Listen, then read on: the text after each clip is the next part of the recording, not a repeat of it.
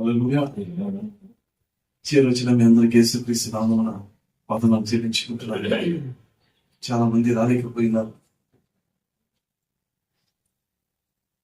మీ భయ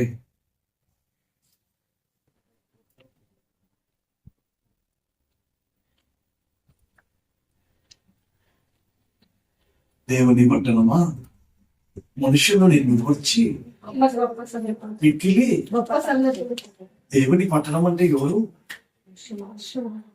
దేవుని పట్టణం అంటే యెరూషలేము. ఇదే దేవుని పట్టణం. దేవుని పట్టణమా, మనుషులు మిమ్మల్ని గురించి గొప్ప సంగతులు చెప్పుకుందరు. ఎందుకు ఈ మాటలు నేను ఇప్పుడు మాట్లాడుతున్నానంటే, కొన్ని నెలల నుంచి మనం ఇదే వాక్యాన్ని ధ్యానిస్తున్నాం. ఇంతకు మనం ఎవరు? దేవుని పట్టణం. ఎక్కడ? నీ ప్రాకారములలో, నీ నగరములో ఉండాలి కదా. ఉండాలంటే ఏం చేయాలి? మనము దేవుని పట్టణం. ఆ పట్టణానికి ఏముండాలి? ప్రాకారాలు ఉండాలి. హల్లెలూయా.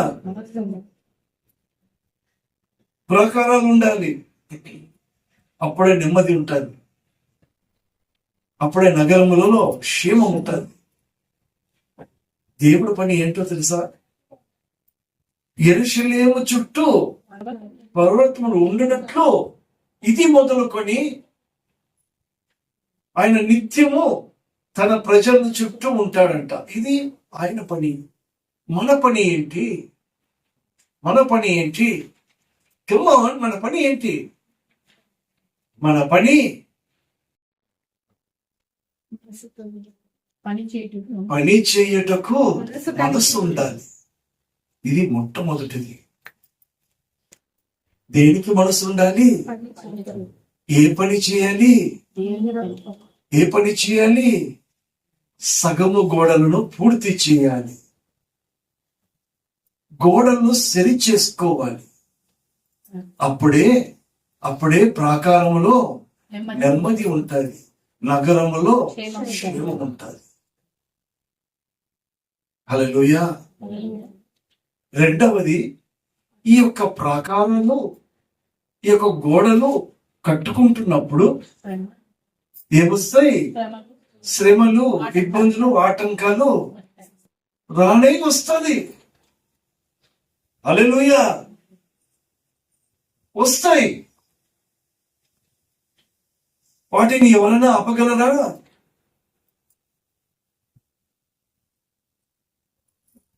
ఆయన ఉన్న దోణ మీదనే వస్తాయి. మరి వేరే ఎక్కడ రావు. మనం ఏమనుకుంటాం? వారు చూడు, వారి మీద ఏమీ లేదు, అన్ని నా మీదే పడుతుంది అని అనుకుంటాం. ఎందుకు మన మీద పడుతుంది?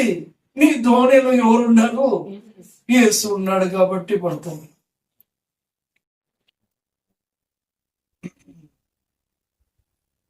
హల్లెలూయా.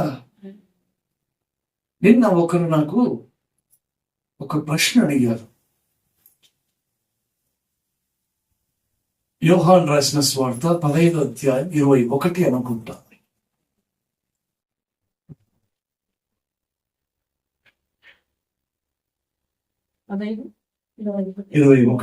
అయితే వారు నన్ను పంపిన వానిని ఎరుగరు గనుక నా నామం నిమిత్తం వీటినన్నిటినీ మీకు చేయదు. నేను వచ్చి వారికి బోధింపకుండిన ఎడల, ఇది కావాలి. ఇది ఎంత? ఎన్నోది?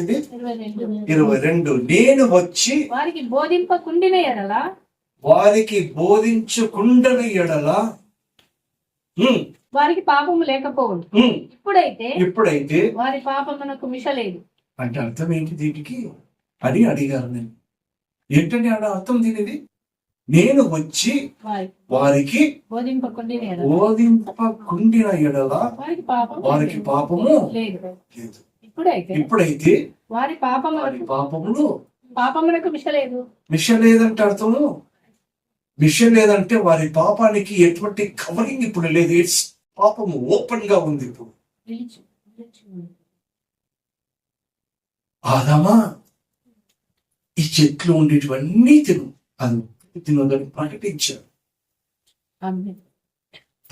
ప్రకటించకపోయి ఉంటే పాపము లేదు. వారికి పాపము లేదు. ఉండేది కాదు. నువ్వు చెప్పలేదు, నేను తిన్నాను. అర్థమైందండి? నువ్వు చెప్పలేదు కనుక నేను తిన్నాను. నువ్వు చెప్పింటే నేను ఎందుకు తింటా? కానీ ఇప్పుడైతే నువ్వు పాపంలో ఉన్నావు. ఎందుకున్నావు? నువ్వు తినొద్దన్నా కూడా నువ్వు తింటున్నావు. రక్షింపబడింది.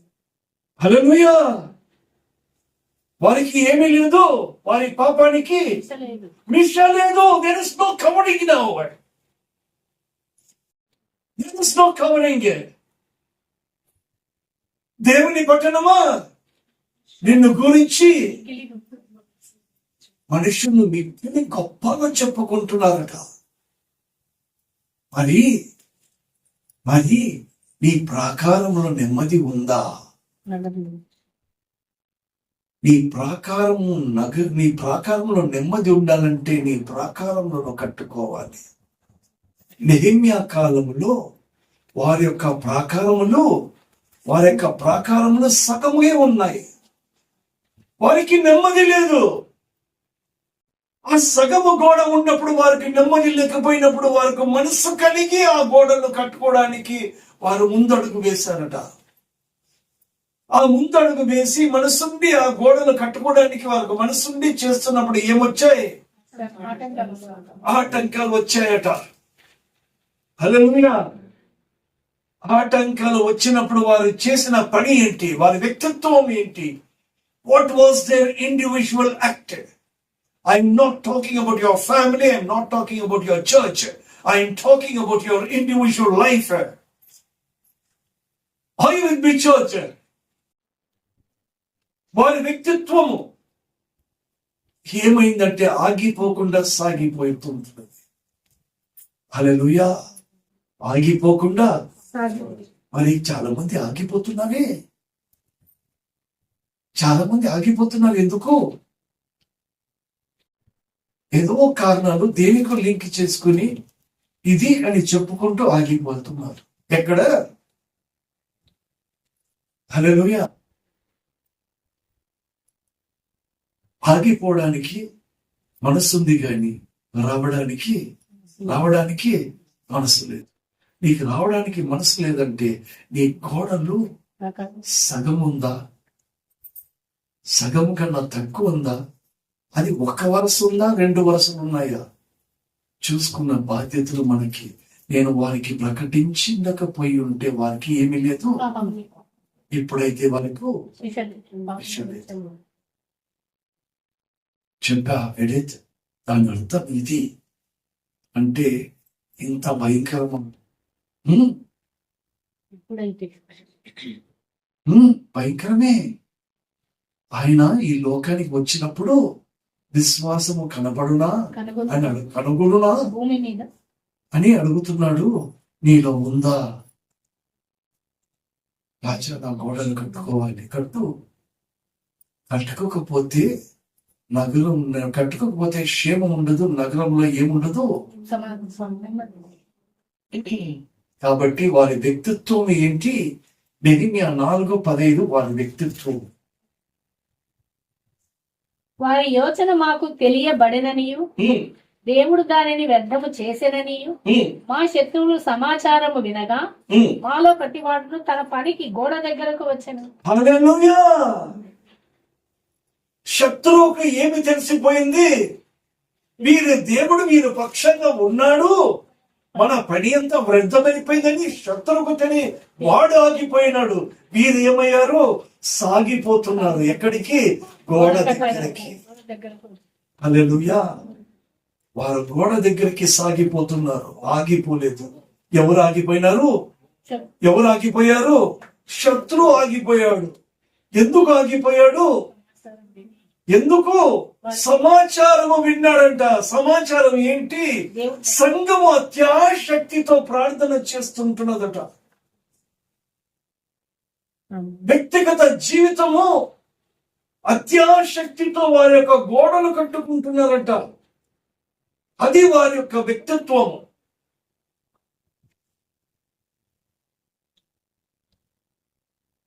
ప్రతివాడును తన పనికి గోడ దగ్గరికి వచ్చింది. అది వారి యొక్క వ్యక్తిత్వము, ఆగిపోకుండా సాగిపోవడం. హల్లెలూయా.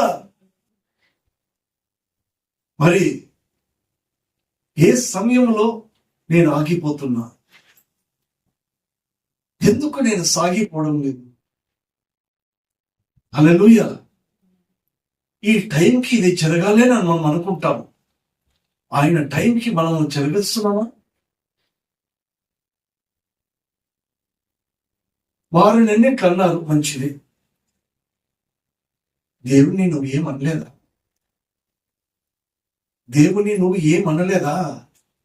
ఆయన సమయాన్ని దొంగిలించుకోలేదా? హల్లెలూయా. గోడ కట్టుకో అని ప్రకటించినా నేను కట్టుకోకపోతే నాకు ఏమీ లేదు, మిష లేదు.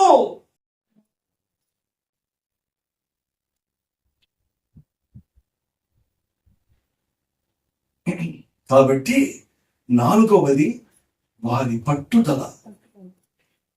వారి పట్టుదల ఏంటంటే సిద్ధపాటు, ఏకీభవించుట. ఇది పోయిన వారం మాట్లాడేమా? పూర్తి చేసామా? కొంచెమేనా? కొంచెమే కదా. ఓకే, 1, 2, 3 అర్థమైందా? అర్థమైంది అనుకుంటా. ఎందుకంటే ఇది నేను మాట్లాడడము ఒక 10 సార్లు అయ్యిండొచ్చు కదా. ఎందుకు మాట్లాడుతున్నామో తెలుసా? 10 సార్లు కంఠస్థము కావాలి. ఏమని? నేను ఒక దేవుని పట్టణమని. ఏ పట్టణంలో ఆయన జన్మించాడు? ఏ పట్టణంలో జన్మించాడు? బెత్లెహేము ఎక్కడుంది? యెరూషలేములో ఉంది. అది దేవుని పట్టణం. నేను ఎక్కడికి రాబోతున్నానంటే రాబోయే కాలములో నువ్వు దేవుని పట్టణం అయితే, నువ్వు యెరూషలేము అయితే, యెరూషలేములో బెత్లెహేము ఉండాలి. ఆ బెత్లెహేములో ఆయన పుట్టాడా లేదా? ఆయనకి స్థలం ఉందా? చోటు ఉందా లేదా? లేకపోతే సందేహాలు ఏమన్నా ఉంటే ఈ సంవత్సరం గడిచిపోయే లోపు దేవుని పట్టణమా, ఆయన జన్మించడానికి చోటు ఇవ్వాలి. చోటిస్తే, చోటు ఇచ్చినావంటే నీకు తెలియని మార్గంలో కూడా ఆయన నడిపిస్తాడు.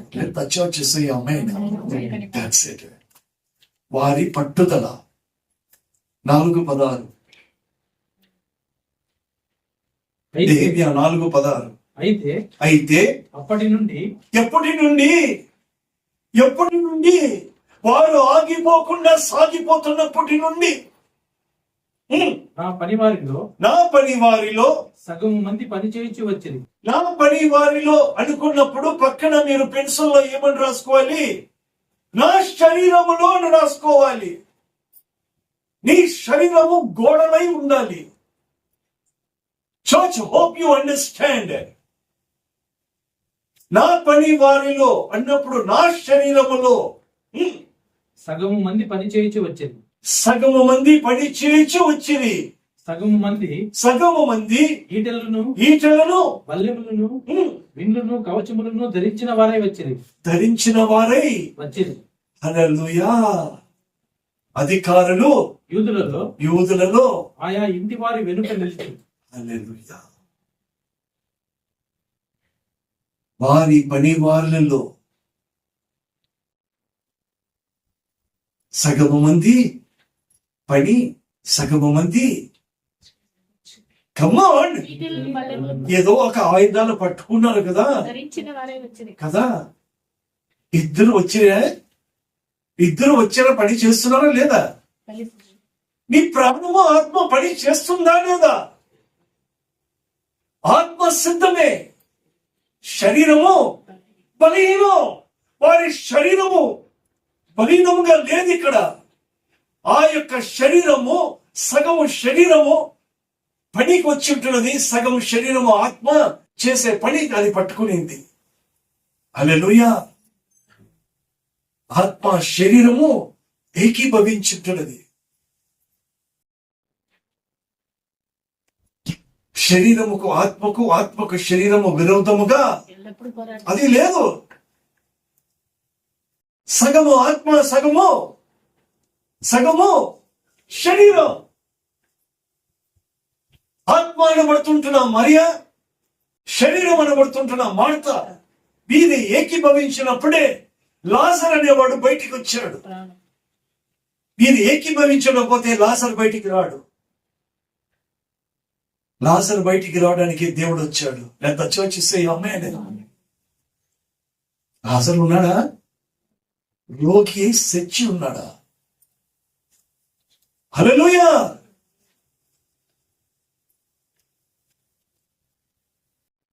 అది రెండు రావాలంటే 1 పేతురు 5:8 నిబ్బరమైన బుద్ధి గలవారై మెలకుగా ఉండి. నిబ్బరమైన బుద్ధి గలవారై మెలకువగా ఉండుడి. మీ విరోధి అయిన అపవాది గర్జించు సింహము వలె ఎవరికి మృంగుదునా అని వెతుకుచూ తిరుగుచున్నాడు. వాడు పని వాడు 24/7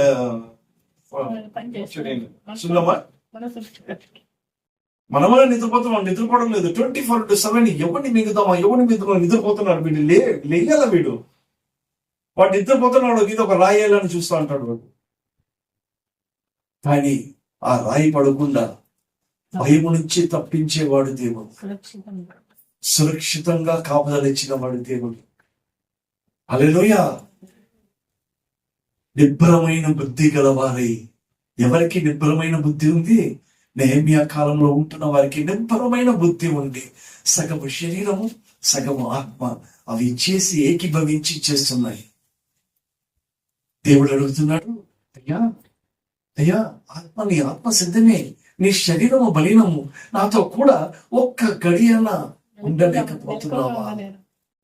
ఎందుకయ్యా మరలా వచ్చాడు, ఉండలేవా? అప్పుడు ఆయన అంటున్నాడు, నీ కన్నులు భారమైపోయినాయి, నీ కన్నులు భారమైనాయి. ఆయన పని భారము. నీ కన్నులకు ఉంటున్న భారం ఆయన మోసుకొని పోతున్నాడు. అవునా? భారం అని చెప్పింది నేనా, ఆయననా? ఆయనే నన్ను చూసి నీ కన్నులకు భారం ఉంది, ఆ భారం నేను మోసుకుపోతానని ఇప్పుడైనా నీ మనోనేత్రంలో తెలుస్తావా? నెహెమ్యా కాలంలో కన్నులు తెరవబడి ఉంటున్నాయి. గలతీయులు రాసిన పత్రిక 5:17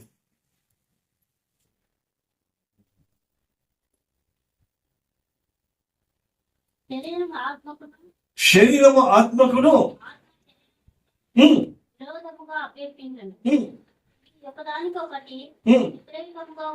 వ్యతిరేకంగా ఉన్నది గనుక మీరు ఏమి చెయ్యి నిశ్చయించుతున్నారో వాటిని చేయలేకపోతున్నారు. గోడ పూర్తి కట్టుకోలేకపోతున్నారు. నెహెమ్యా కాలంలో ఉంటున్న వారికి మనస్సు ఉంది గోడ కట్టుకోవడానికి. హల్లెలూయా.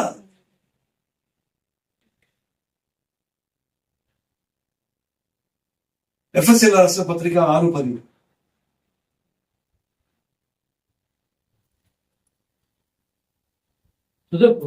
తుదకు ప్రభు యొక్క మహాశక్తిని బట్టి ఆయన యందు బలవంతులై ఉండుడి. మీరు అపవాది తంత్రములను ఎదిరించుటకు సర్వ శక్తిమంతులగునట్లు దేవుడిచ్చి సర్వాంగ కవచమును ధరించుకునండి. ఏమి ధరించుకోవాలి? సర్వాంగ కవచమును ధరించుకోవాలి. నెహెమ్యా కాలంలో ఏమి ధరించుకున్నారు? సగం మంది ఈటలు, బల్లెములను, విండ్లను, కవచములను ధరించుకున్నారట. హల్లెలూయా. వారి శరీరము పని చేయడానికి సిద్ధంగా ఉంది. ఆత్మ తను చేయాల్సిన పని తను చేస్తా ఉంది. ధరించుకున్నారు, సిద్ధపాటు కలిగి ఉన్నారు, ఏకీభవించి ఉన్నారు. నా ఆత్మ శరీరము ఏకీభవించితేనే మనం అనుకున్న దేవుడు మన జీవితంలో అనుకున్న ఉద్దేశాలు నెరవేర్చబడతాయి. లేకపోతే ఏకీభవించకపోతే ఆయన బేతని విడిచిపెట్టి మరొక గ్రామానికి వెళ్ళిపోతాడేమో, నా పక్క నుంచి వేరే వ్యక్తికి వెళ్ళిపోతాడేమో, రమ్మని పిలిచినా 4 దినాలకు కూడా రాడేమో. ఈ సంవత్సరం ఏమి చేయలేకపోయినానో చేసి హల్లెలూయా. There is only 1 month more. And this, ఈ నెలలో ఉంటున్నాం. It's grace period. సిద్ధపాటు కలిగి వచ్చే నెలలో ఏమి చేయాలో చేసి ఆయన దాటిపోకూడదు. నన్ను దాటిపోకయ్యా దావీదు కుమారా, భర్తమయ్యి నేనయ్యా. ఆయన దాటిపోకూడదు. ఆయన ఎవరో తెలుసా? అధికారులు యూదులలో ఆయా ఇంటి వారి వెనక నిలిచిరి అంటారు. ఓకే, అధికారులు నిలిచిరి అంటారు. మన అధికారి ఎవరు? మత్తయి 28:18.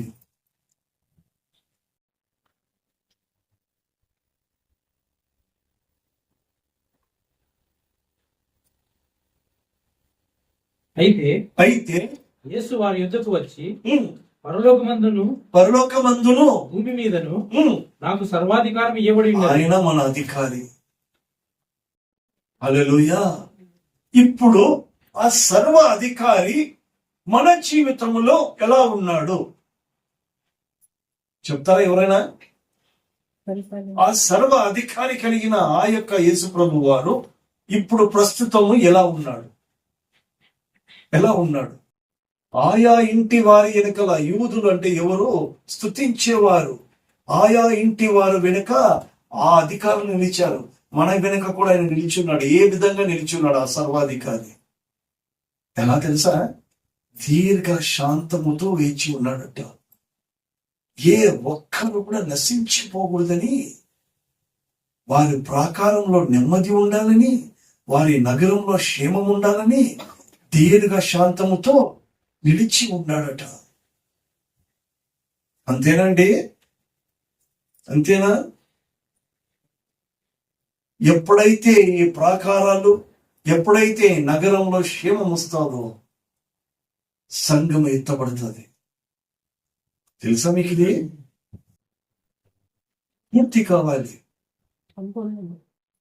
యెరూషలేము చుట్టూ గోడ పూర్తి కావాలి. ఎందుకంటే దేవుని పట్టణమా, మనుషుల మిమ్మల్ని గురించి మిక్కిలి గొప్ప సంగతులు చెప్పుకుంటున్నారు. ఆ యొక్క దేవుని పట్టణం ఇలా ఎత్తబడుతున్నప్పుడు ఆశ్చర్యము కదా ఇది. ఎవరన్నా ఊహిస్తారమ్మా ఇది?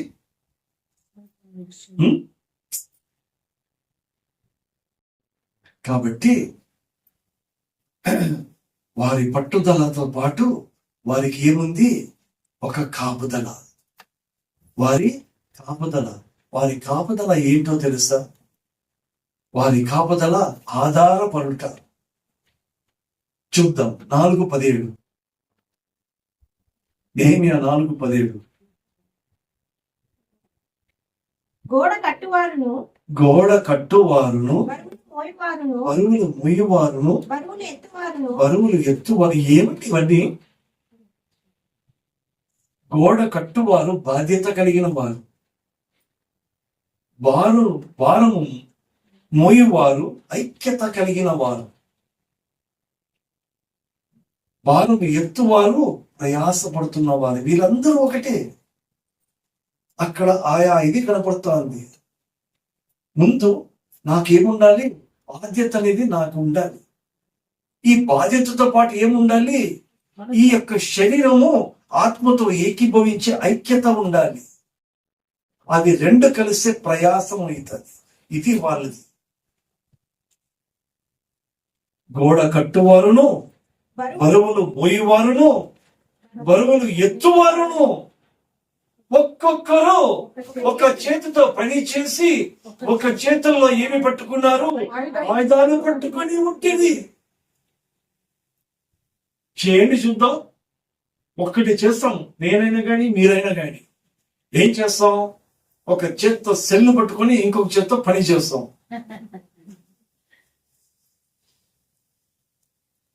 అవునా డానీ? దానికే డానీ వాళ్ళకి ఏం చేస్తారో తెలుసా? మీకు సెల్ లేదు అని కట్ ఆఫ్ అయిందా లేదా నాకు తెలుసు. పద్మని అడిగిన, ఏం పెద్ద ఫోన్ చేశాడంటే, లేదు ఫోన్ ఎత్తాడు. నేను ఎందుకు ఎత్తాడు అంటే, ఫోన్ ఉంటాడు కదా ఎత్తకి, రన్నింగ్ రూమ్ ఉపయోగం చేయాలనే. ఓ అమ్మో, ఫోన్ కట్ ఆఫ్. చూసారా? రైల్వే అతని యొక్క బాధ్యతతో పాటు ఐక్యతతో పాటు నీ యొక్క నడిపింపు ఉండాలనేసి నీ ఇంకొక చేతుల్లో సెల్ ఉండకూడదని తీసేశాడు. మన చేతుల్లో ఆయుధాలు ఉన్నాయా లేదా? ఆయుధం అనబడుతున్న సెల్ ఉందే గాని వారు అనుకున్నట్టుగా ఒక్కొక్కరి చేతుల్లో పని చేసి ఒక్కొక్కరి చేతిలో ఆయుధాలు పట్టుకున్నారంట వారు. నా చేతిలో ఏ ఆయుధం ఉంది? ఎందుకు ఇవన్నీ చెప్తున్నాను తెలుసా? ఎత్తబడే సంఘంలో ఉండాలంటే ఇవన్నీ సరి చేసుకోవాలి. ప్రయాణం కావాలంటే మా పాప నేను వచ్చేటప్పుడు ఆ చిన్నది పాపది చిన్న సూట్ కేసులో 3 పట్టుకుని వచ్చిన ఈ 3 ఏడా మోసేది 30 కేజీలది సూట్ కేసు ఉంటుంది కదా, అది ఏమింది? అబ్బో 30 కేజీ పట్టిన సూట్ కేసులో ఎంత చక్కగా సర్దుకునిందో. మరి నేను సర్దుకోవాలి లేదా? అమ్మా సర్దుకోవాలా లేదా? నేను వీసా వచ్చే టైం అయింది. పాస్పోర్ట్ అయితే ఉంది. ఏమని ఉంది పాస్పోర్ట్ ఏమనుంది? రాజా అని ఉంది. వీసా వస్తుంది.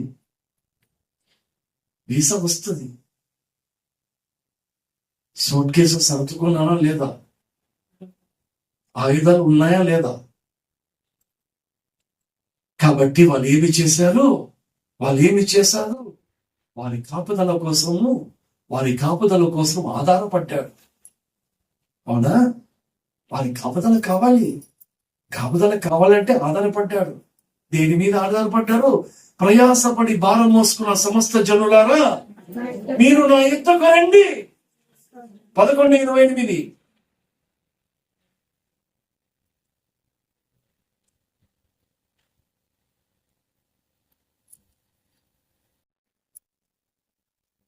ప్రయాసపడి భారము మోసుకొనుచున్న సమస్త జనులారా నా యుద్ధకు రండి, నేను మీకు విశ్రాంతి కలుగ చేసేదను. నేను సాత్వికుడును, దీన మనసు గలవాడను గనుక మీ మీద నా కాడి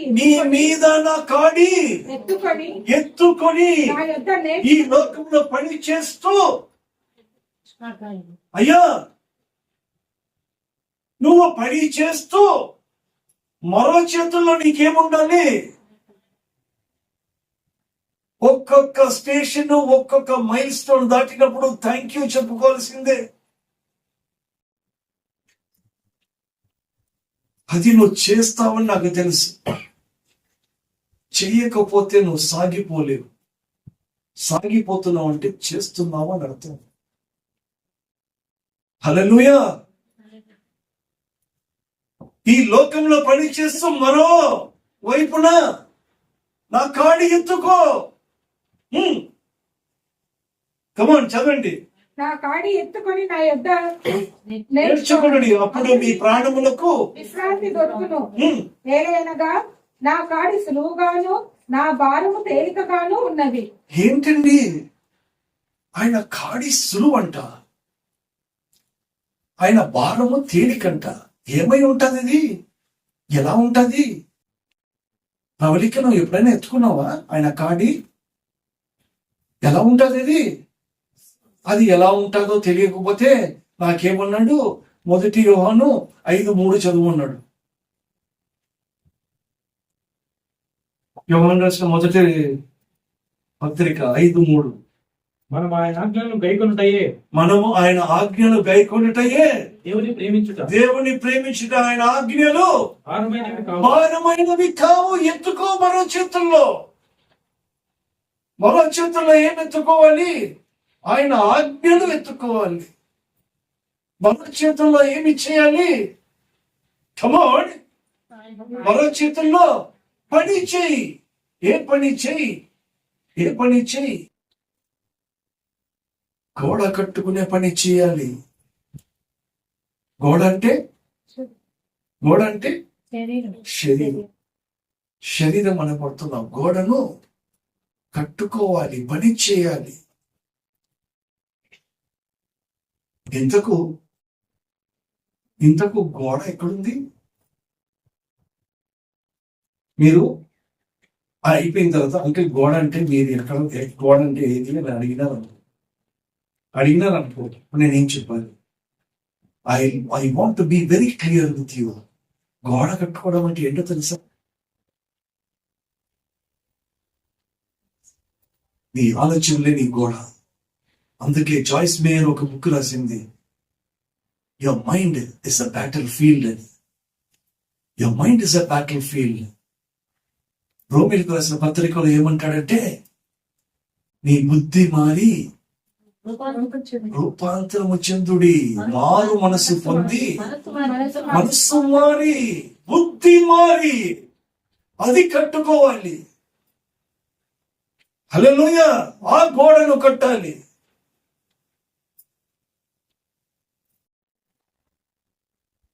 నెహెమ్యా 4:18. మరియు కట్టువారిలో ఒక్కొక్కడు తన కత్తిని నడుములకు బిగించుకొని గోడ కట్టుచూ వచ్చెను. బాగా ఊదువాడు నా యుద్ధ నిలిచెను. హల్లెలూయా. ఒక్కొక్కడు, ఇంకెంతుంది, ఒక్కొక్కడు నడుములకు ఏమి కట్టుకున్నాడు? ఎలా కట్టుకున్నాడు? బిగించి కట్టుకున్నాడంట. హల్లెలూయా. నడుమునకు ఏమి కట్టుకున్నాడు? ఏంటి నడుమునకు ఎందుకు కట్టుకోలేదు? తలకి ఎందుకు కట్టుకోకూడదు? మెడకి ఎందుకు కట్టుకోకూడదు? ఓకే, ఎప్పుడైనా ఈ సర్వాంగ కవచాలంటే ఏంటో ధ్యానిద్దాం. నడుము అనేది వాని యొక్క మార్గము తొట్టెళ్ళు పోనీయకుండా ఒక బెల్ట్ కట్టుకుంటారు, దట్టి. ఓకే, చూద్దాం. సత్యం అనే దట్టి ఎఫెసీయులు 6:17. మరియు రక్షణ శిరస్త్రాణమును దేవుని వాక్యమును ఆత్మ వాక్యమును ఆత్మ ఖడ్గమును ఎక్కడ కట్టుకున్నారు? నడుముకు బిగించి కట్టుకున్నారంట వాళ్ళు. వాడు తొట్టెళ్ళు పోకుండా మనం ఏదైనా పని చేస్తాం తీసి ఇట్లా ఏమైనా దోచుకుంటాం. దోపుకుంటామో ఏదోలే, తెలుగు అంతే. ఏమి అర్థం చేసుకోవాలా? ఇంతకాలం అన్నాడు, అర్థం చేసుకోవాలి నేను అంతే. మంచివాళ్ళు. హల్లెలూయా. నడుముకు బిగించి కట్టుకున్నారంట. ఏంటండి బిగించి కట్టుకోవడం వాళ్ళు నడుమునకు? చూద్దాము 6:14. ఎలాగనగా మీ నడుమునకు సత్యమును దట్టి కట్టుకొని నీతి అని మైమరువు తొడుగుకొని నడుమునకు సత్యమును దట్టి కట్టుకొని. సత్యము, వాక్యము సత్యము. ఆ సత్యమే నాకు స్వతంత్రం. హల్లెలూయా. ఆ వాక్యము అనే సత్యాన్ని నేను బిగించి కట్టుకోకపోతే నాకు స్వతంత్రము లేదు. హల్లెలూయా. నేను స్వతంత్రుడిగా నా భారము ఆయన మీద మోసి కాడి మోసుకొని నా పని చేసుకోవాలంటే నాకు స్వతంత్రం ఉండాలి. నాకు స్వతంత్రం ఉండాలంటే నా యొక్క నడుముకు తట్టి కట్టుకోవాలి, సత్యాన్ని కట్టుకోవాలి. ఆ సత్యం ఏంటంటే ఆయన వాక్యం అనే ఖడ్గము. అది ఎలాంటిది? 2 అంచులు గల సజీవమైన ఖడ్గం. అది దేంట్లైనా సరే దూచుకొని వెళుతుందని. హల్లెలూయా. ఉందా? ఒక చేతితో అది ఉండాలి, ఇంకొక చేతితో పని ఉండాలి. కానీ మన చేతుల్లో పని ఉంది, ఇంకొక చేతుల్లో సెల్ ఉంది.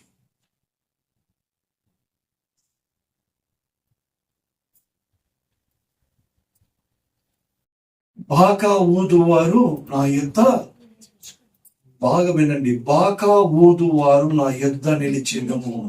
ఎవరండి ఈ బాకా ఊదువారు? ఇంతవరకు నేను చెప్పింది మీకు అర్థమైందా? నీకు అర్థం కాలం మళ్ళా మాట్లాడతాను. సంఖ్యాకాండం 10:9. సంఖ్యాకాండం 10:9 బాకా ఊదు వారి గురించి మనం మాట్లాడుతున్నాం. వాదించు శత్రువులకు ఖడ్గము, సత్యము, బిగించుకోవడము, నడుము అనేది మనకు అర్థమైంది అనుకుంటా. ఇప్పుడు బాకా ఊదు వారిలో సంఖ్యాకాండం 10:9 మిమ్మల్ని బాధించు శత్రువులకు విరోధముగా మీ దేశంలో యుద్ధమునకు వెళ్ళినప్పుడు ఆ బూరలు ఆర్భాటముగా ఊదవలెను. ఏమి ఊదవలేను? ఎప్పుడు? యుద్ధమునకు వెళ్ళినప్పుడు యుద్ధమునకు నువ్వు వెళ్ళినప్పుడు ఆ బూరలు ఆర్భాటముగా ఊదవలెను. బాటముగా ఊదాలట్లట. అప్పుడు మీ దేవుడైన యెహోవా సన్నిధిని మీరు జ్ఞాపకమునకు వచ్చి మీ శత్రువుల నుండి రక్షింపబడదు. హల్లెలూయా. ఎలా ఊదాలి? ఆర్భాటముతో ఊదాలి. ఆర్భాటముతో ఇప్పుడు ఊదడానికి ఎవరున్నారో తెలుసా? ఆర్భాటంగా ఊదడానికి ఎవరున్నారో తెలుసా? దేవునికి నరునికి మధ్యలో మధ్యవర్తి ఆర్భాటంగా ఊదుతున్నాడు. ఉందా లేదా? ఆయనే కదా ఊదాలి. ఆయన ఊదకపోతే ఏమండి, ఆయన ఊదకపోతే ఆర్భాటంగా మన శత్రువుల నుంచి ఆయన ఊదకపోతే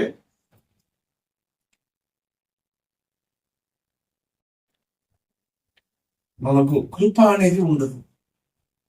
ఆయన ఊదుతున్నాడు. 1 తిమోతి 2:5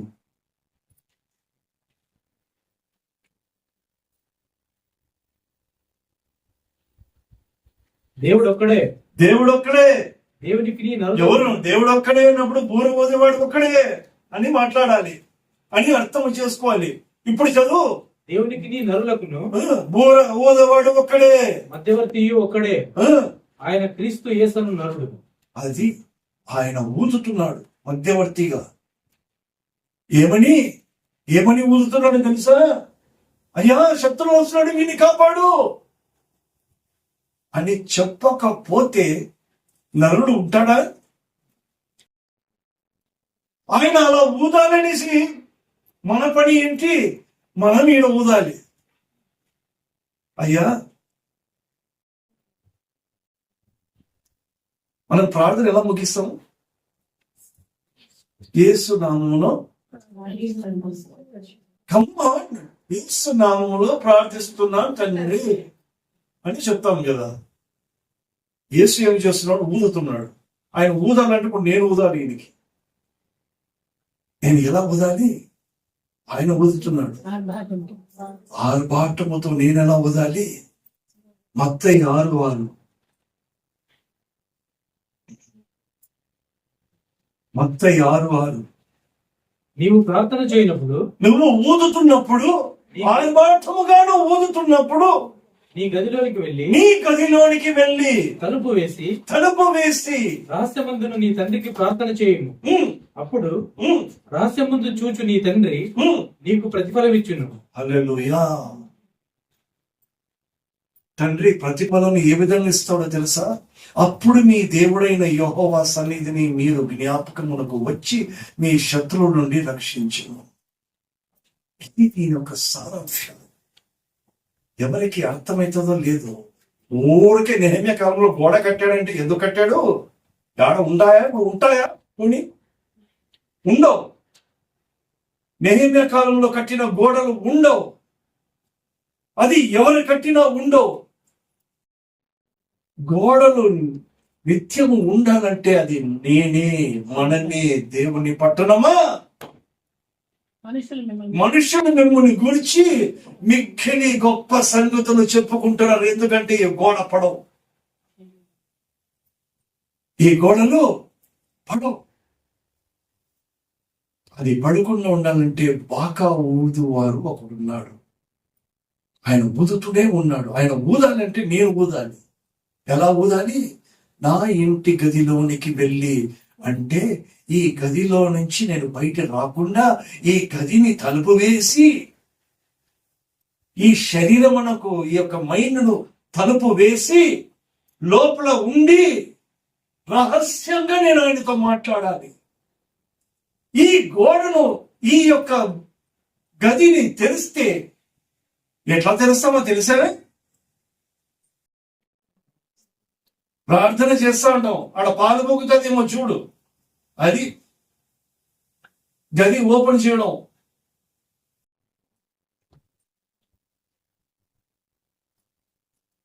పండుకున్నప్పుడు మాత్రం మనం ఏం చేస్తాము, సెల్ ఫోన్ సైలెంట్ లో పెడతాం. ప్రార్థన చేసినప్పుడు మాత్రం నేను పెట్టాను, మీరు పెడతారు, నేను పెట్టాను.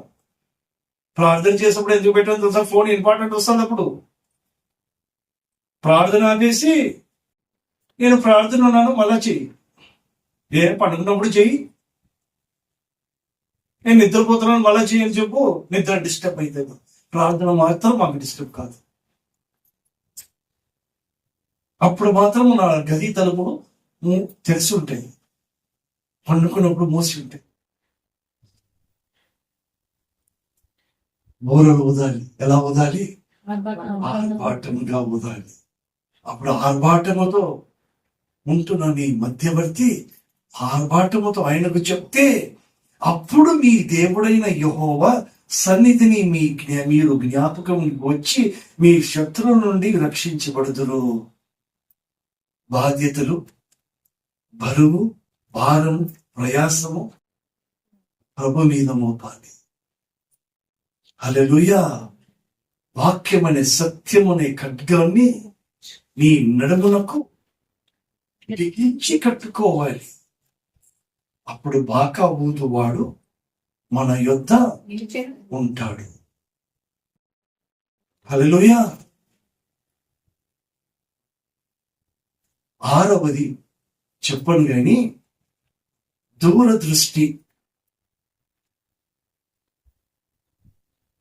19, 20, 21, 22, 23 చదువుకొని రండి. హల్లెలూయా. I repeat again. నెహెమ్యా రాసిన గ్రంథము 4వ అధ్యాయము 18 వరకు మనం ధ్యానించాము. 18 మళ్ళా వచ్చే వారం నేను రిపీట్ చేస్తూ 19, 20, 21, 22, 23తో ముగిస్తాను. 6, 7 ఉంది ఇంకా. 5, 6, 7 వచ్చే వారం ధ్యానిద్దాం. ప్రస్తుతానికి బాధ్యత, బరువు, భారము, ప్రయాసం ప్రభు మీద మోపాలి.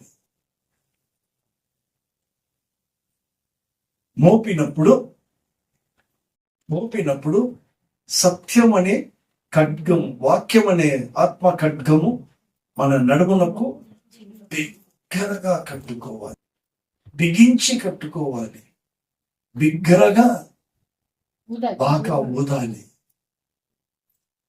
మనం ఎలా ఊదుతున్నాము, ఏ రీతిలో ఊదుతున్నామో కాబట్టి నన్ను జ్ఞాపకము చేసుకున్నట్టుగా దీనిని చేయడని చెప్పిన దేవుడి మాటలు మనం వెనుకడికి ఆశ్రయించి దీవించుకోగాక.